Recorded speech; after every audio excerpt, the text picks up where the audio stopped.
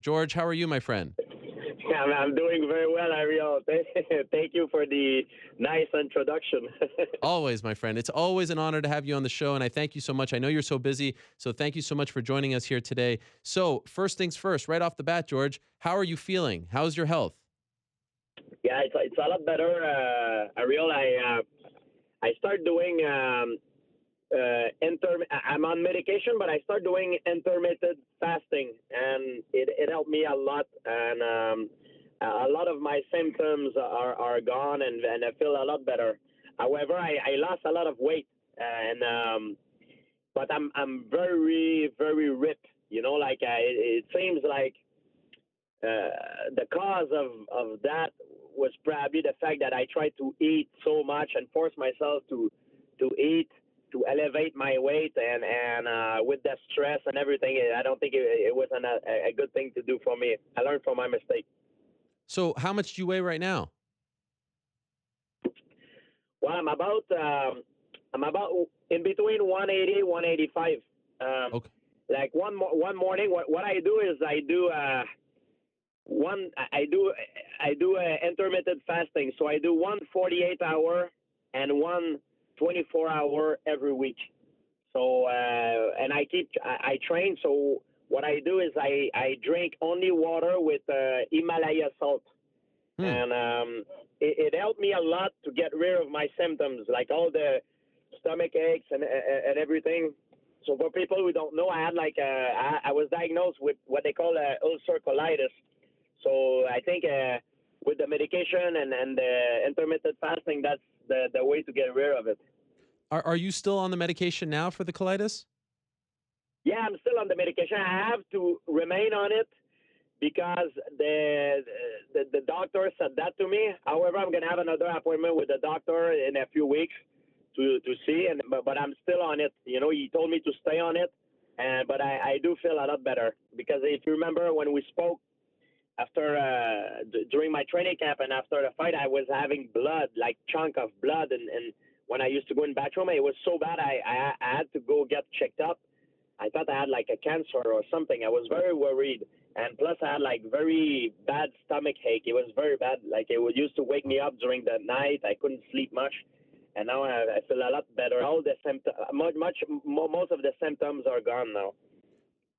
Have your doctors told you that this is directly related to you putting on that weight and fighting at 185? In other words, if you never came back and never did this and never put on the weight and fought at 185, that you never would have gotten sick? Well, they don't really know. It's like it's a what is called medically. It's called ulcer colitis. It's a condition. They don't really know exactly what it caused it. They believe it's the stress and also the fact that I tried to eat so much that, of course, did not help. But a lot of people that doesn't fight, who doesn't try to force themselves eating, has the same condition as me. So they don't really know what caused it. You know, one thing though for sure is the fact that I'm doing a program now from another doctor. It's Dr. Jason Fong from Toronto. He gave me a program. He's a doctor that treats diabetes and people with cancer with these type of treatment. It's a fasting program, and he said to me that he had very good result with athletes, that people that are athletes and do the same program. So I was curious, and I use it as an experimentation, and it does feel very good. All my inflammation are gone in my joint when I train, and it feels much better now. However, my I'm not I'm not as heavy as I used to be. I used to be in between 190 195. Now I'm in between 180 185. When you were in the studio a couple of days after the fight, after you won the belt, you're doing media. Did you know already that you were going to vacate the title? Was it just a matter of time in your mind? Well, the thing is, I'm gonna say it like it is. I could have kept the title for 1 year and walk around with it, and take the sponsors and be on the spotlight and say I am the champion. And the truth is, I don't know. Like I knew I had a condition, I knew I would have probably to lose weight because I was forcing myself to eat like crazy. This is not the way I eat naturally, and I felt like I had a lot of water retention. I felt like I was a little bit inflamed. I was not in my natural weight, and it's not an healthy way of living, you know. So that the reason why I vacated the title is I didn't want to put the division on hold, and I didn't want to, you know, I didn't want to make people wait for me, you know. And even though I could have done it, I didn't want to. I didn't want it to be that guy. I always been very vocal about the fight being for the fighter's condition, you know, try to improve it and everything. And I didn't want to be the guy that stole the division, and because everybody tried to make money, tried to make out for a living, you know, and I didn't need to do that. You know, I don't. My life doesn't depend on fighting. I don't depend on fighting. I live very well. I have a few business on the side, and I didn't want to be the guy that stole the division. That's why I vacated the title. That's exactly why. But as far as if I will defend it or not, is I don't know where my weight will be when I will get back. You know, I don't know, like if I would be 185 or 170 or even maybe in the 155. You know, So you say when I get back, does that mean do you plan on fighting again at some point? You just don't know when. Is it accurate to say that you will fight again? I think so. I think I will fight again.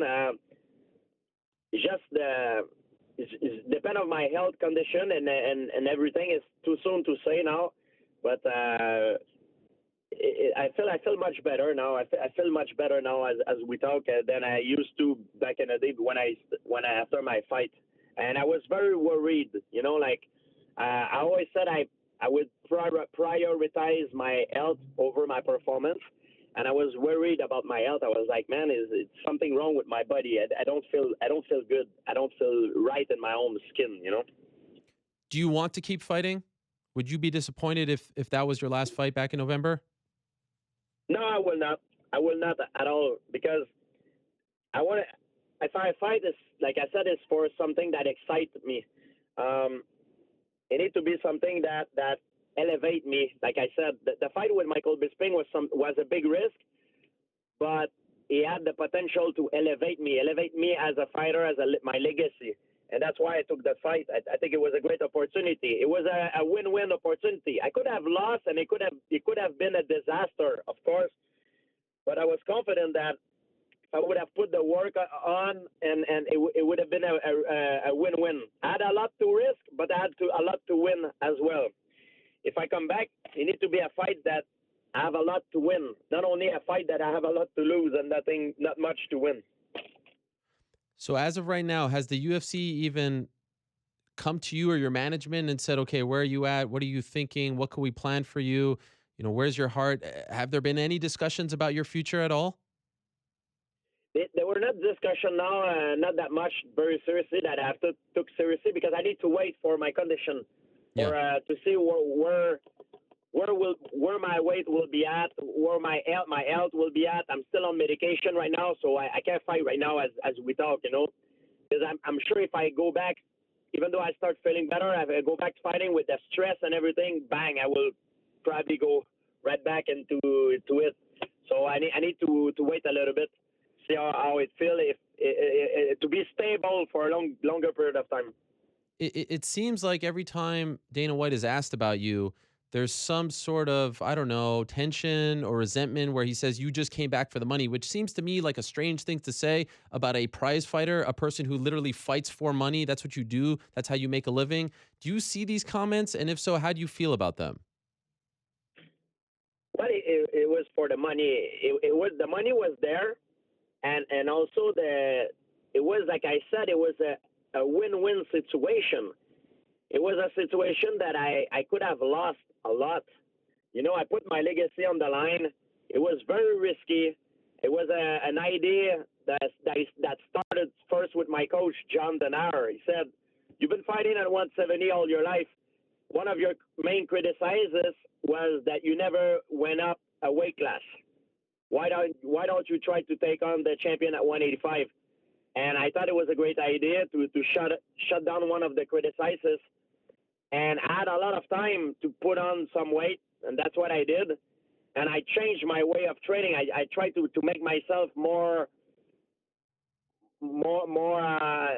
excited as a fighter, more as opportunistic, someone who can finish fight. Actually not win in decision. That was my other criticism. I wanted to win by finish, and I believe I answer both of these criticizes in the same time. That's why this fight, I'm very happy about the result of that fight, because for me it was a win-win situation. However, if I would have lost, I would have lost big. It was a risk. I took the risk. And Dana maybe is not happy about it because he doesn't control me. Maybe he's used to deal with people that he controls, but he does not control me. I don't depend on fighting. I don't need the UFC to live. I've been there, done that, but I don't depend on fighting. I have other stuff on the side that has nothing to do with UFC, and I don't need to fight for the rest of my life if I don't want to. George, what do you say to the critics who say that you never were planning on defending the title? Regardless of your illness, that was never something that you wanted to do. That's not true. I was supposed to fight with Robert Whittaker. In a fight game, you never know what's gonna happen. Even Robert Whittaker, you saw that he had an injury. So it's some stuff sometimes that happen that you don't control it. You know what I mean? It's you never know what's gonna happen.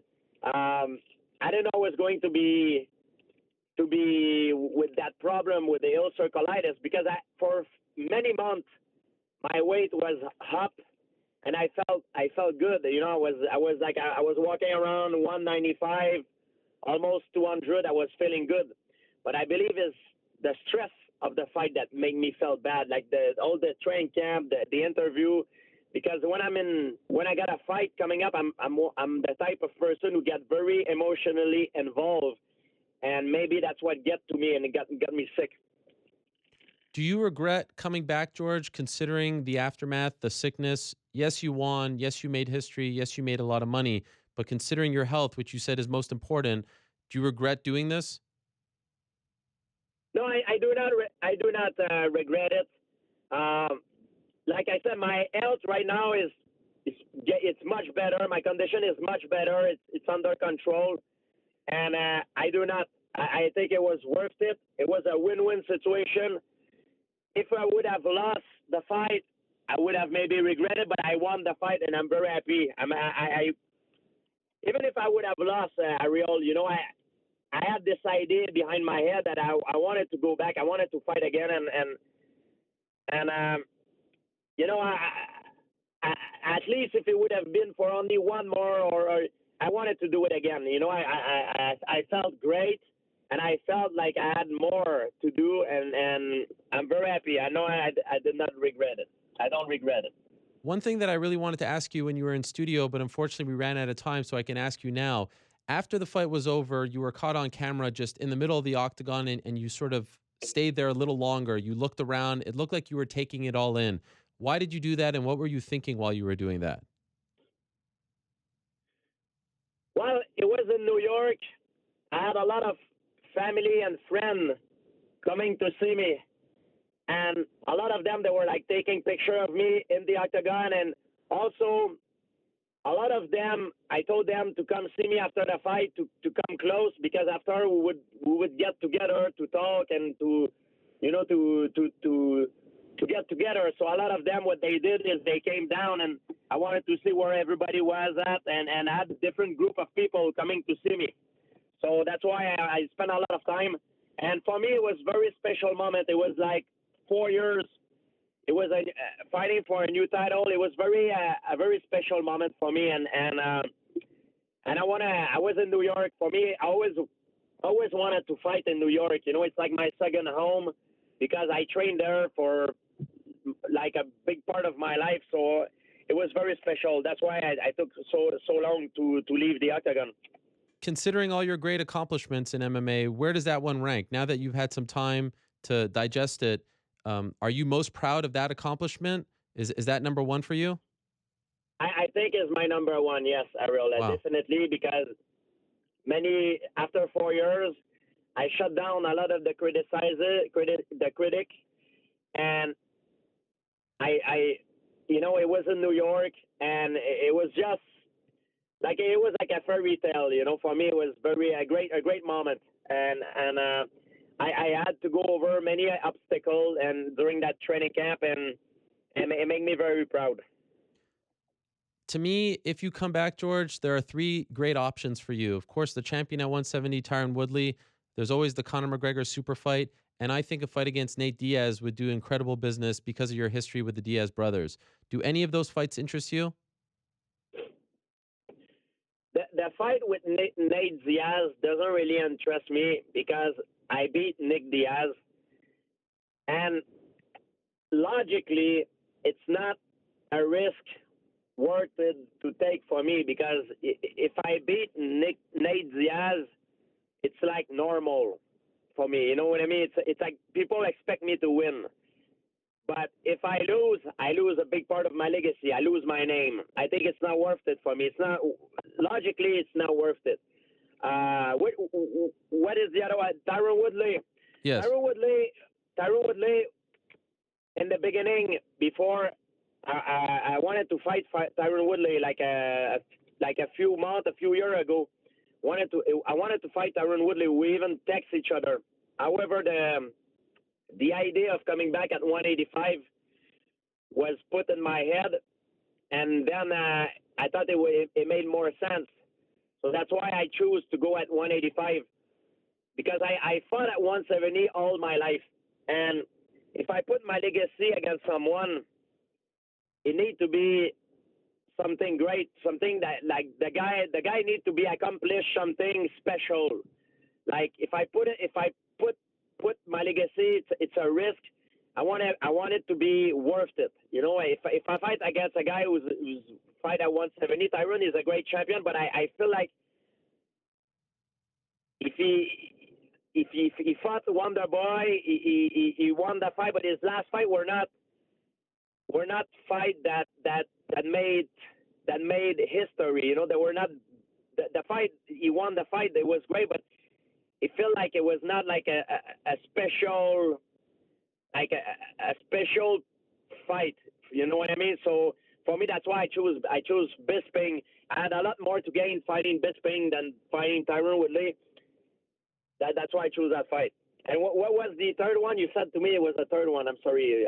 Yes. The third one was Conor McGregor. That's the one that continues to come up that people think would do the biggest business in the history of this sport.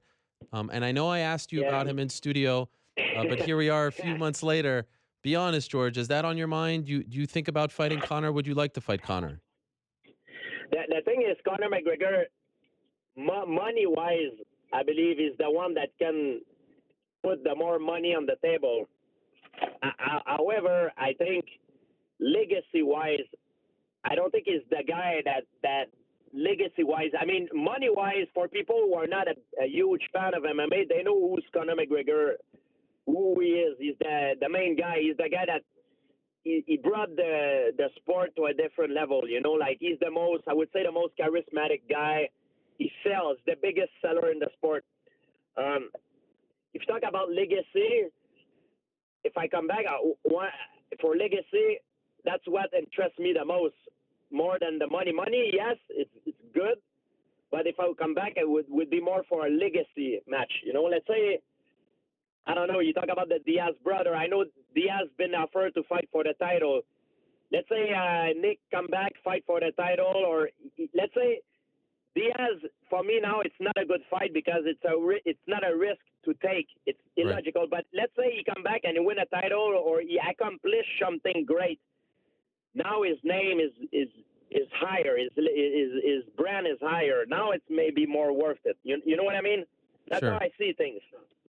So what do you think the chances are you fight in 2018? I don't know, Ariel, because depend on my the condition now that I have. I have to wait to see if it's stable, if it stay in good condition, and we'll see after that. But it's fair to say that you are interested in fighting again. It depends on your health, but you haven't closed the door on your career. You haven't retired. Yeah, I have not closed the door, and also I will have to think about what weight, and like Sure. 185, 170, 155, or what would be the weight. I've won the title at 170 many times. Doesn't mean I cannot go back and try to go for the title, but for me, now as I'm at the end of my career, if I do something, it need to be something that excites me, something that is a win-win situation, that can elevate me. I've said it many times. I know I repeat myself, but it's Yeah. the truth. Sure. Is there anything right now that excites you right now as we speak? Well, right now I can't fight right now, and things in MMA change very rapidly, Ariel. You know what I mean? Yep. I don't know who like maybe in a few months, a guy will win a title and he's gonna be the new pound for pound king, and maybe that will excite me. You know what I mean? Who knows? The only thing I see sometimes, I see some guys that have opportunity to do great stuff and they don't take it. You know what I mean? Like, and then and What do you mean? Like who? Could if you tell us like who? well, I've learned, I've seen through the internet, like there's a guy, like I think Nick Diaz, they offer him a fight, I think, for the title. I think, but Nick right now, there have been talk to fight for me to fight against Nick. For me, fighting Nick now, it's not. I have nothing to gain because I've beat him. He lost many of his last fight. It's not worth it for me, and he's a pain in the ass. You fight a guy like this, he's a very skilled fighter. He's a big pain in the butt, and it would be a risk not to take for me. It would be stupid for me to go fight him. Let's talk about it this way in a smart way. However, from his side, if he comes back and he achieves something great, like I don't know, a title or whatever, and now it make more sense. You know what I mean? Mhm. It's Okay. a lot of the guy they want, like a lot of guys they want to fight me, or they want to fight Conor, or they want to fight guys that brings them the money, but they have not accomplished anything special. Like I mean, they have done certain things, but they need to accomplish something that will excite us to go fight them. You know what I mean? I understand. I understand. Before I let you That go, would be worth the risk to put the legacy on the line. right. I completely understand where you're coming from. I would be remiss before I let you Yeah, go if I don't. a lot of guys in this business, Ariel, like when we talk, they like, oh, he's a coward. Is this? He doesn't like, man. If you plan your career with that sort of mentality, you're gonna finish broke and and lost and physically broken. Like a career, it's not a straight line. It goes. Sometimes you have to fight certain guy, then you go, then you come back. Oh, you're fighting this guy. That's how it is. That's why having a good manager, it's important. It's not a straight line. It's not about who got the biggest balls, who's the. It's not an ego sport. People think, oh, it's an ego sport. If you fight like this, sometimes even if you're the best fighter, doesn't mean you're gonna win every time. Sometimes you can lose. Even though you're better than that guy, but that particular night he will beat you. So that's why you need, especially when you got a lot to lose, you need to measure the pros and cons. Is it worth to take the risk? It's calculated. That's how I took my career, and that's why I make a good living out of it. I'm not the kind of guy who, this guy said that about you. Oh, okay, put him in the ring with me. I'm going to fight him right away. That's not how it is, you know? A lot of the people think that way, but they're not going too far. The people that are behaving this way, of course, they will say it in front of the fan. Oh, I'll fight anybody anytime, but it's not the right attitude to have. And I'm saying it in front of the younger fighter that are listening. This is not the right attitude to have. It's a sport that you need to calculate your stuff and make good living with it. Sort of on that note, George, before I let you go, I'm just wondering, and I know that you took a break and are taking a bit of a break, but have you heard about this new group called Project Spearhead that are trying to get the fighters to maybe unionize, led by Leslie Smith, Cajun Johnson, who trains at TriStar as well as a part of it? Have you heard anything about this group? Are you interested in what they're doing? I have not heard anything, Ariel. I'm sorry. I've been busy. doing a certain other stuff that has also. I've been training, but I've been also doing stuff that has nothing to do with fighting on the side to assure me of my future. Sure. I've not heard about it. Okay. What are you doing now? Like for the next few months? What are your what's at the top of your list? What's most important for you to do right now? Well, my health. I mean, Yeah. good. Keep myself in shape and my health, and I'm doing a bunch of stuff on the side. Like I said, like for business stuff, like real estate, other business. I'm gonna launch different stuff, companies. I'm involved with different projects that has nothing to do with fighting. That are there for business on the side to assure me for a future. And I think Yeah. it's important. Every fighter should have something on the side so they don't depend on fighting. If they get hurt or anything happen, they have something they can rely to. And last thing, because he's calling me out right now on Twitter, he is saying that I am not doing my job if I don't ask you this question. Do you have anything to say to Ben Askren, who has been very vocal about wanting to fight you? He continues to ask for this fight, even though he's not in the UFC. So please, he's going to come after me if I don't ask you about him. He's tweeting me right now saying to do my job and ask you about him. What do you have to say about Ben Askren's challenge to you? It's a good. I'm glad that you brought it up. And Ben Askren, I don't understand why he's not in the UFC, because he's one of the best welterweight in the world, and I think it has to do with maybe a problem that he has with Dana White, but he's one of the best fighter in the world. And if there was a guy that in my career I would have, for my legacy, that would have been good to fight, it would have been Ben Askren, because he beat everybody. He beat all the guys at Bellator. He beat all the champions outside of the UFC. But unfortunately, I think he has a fallout with Dana, and he never had a chance to fight in the UFC, and therefore is stuck. Never went to the value that is supposed to be at. You understand? Yeah. He's a guy who's extremely talented, very dangerous guy, but nobody knows who he is because he's never been exposed to the public. But he's very good.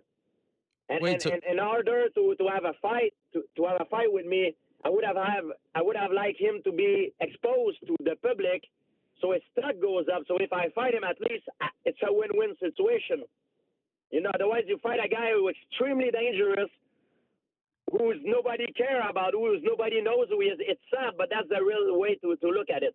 And the reason why I'm saying that in your interview now is because I want people to be aware of who he is. I want him to have a chance to fight in UFC, to go fight against the big dogs, the big boys of the sport. And I think he's in certainly in the top 5, maybe the top 3 in the welterweight division.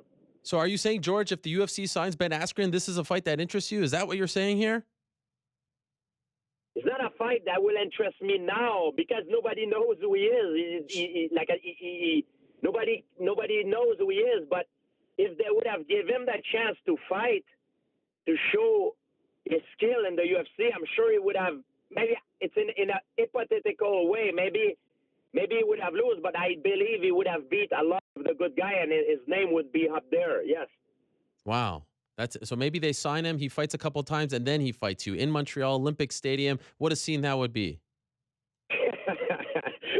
A great scenario. But Ben Askren it's unfortunate because he's a guy that he's extremely talented. I don't know what's going on with him and Dana White. I know they had a fall off, but he's very, very good. He's a guy that for sure, I'm sure and it's sad. I don't know what he did to Dana or what's going on, but maybe I think it's because he has a bad temper and he answers back. Sometimes you just have to learn how to let go. If Dana said something bad about you, you take it and you don't piss him off. You have to roll with it a little bit. And I think he did not do it. So that's why he's there. Probably, I'm not sure. A good lesson for all of us, George. We will leave it at that. Thank you so much. Well, again, I can't say it enough. Such an honor to pick your brain, to have you on the program, George. Thank you so much. I'm glad to hear that you're feeling better. Hopefully, if you want, we'll see you back in there this year. Lord knows the sport can use you around. It's always a little more exciting when you're around. So get well soon. Enjoy your time off. And whenever you're ready to announce something, you always have a home here on the MMA Hour. All right, man. Stay tuned. Thank you, Ariel. Thank you so much, George. There he is, the former UFC Bye. welterweight champion, the former UFC middleweight champion, in my opinion, the greatest of all time, George St-Pierre, stopping by, dropping knowledge on a whole bunch of stuff. So great to catch up with him.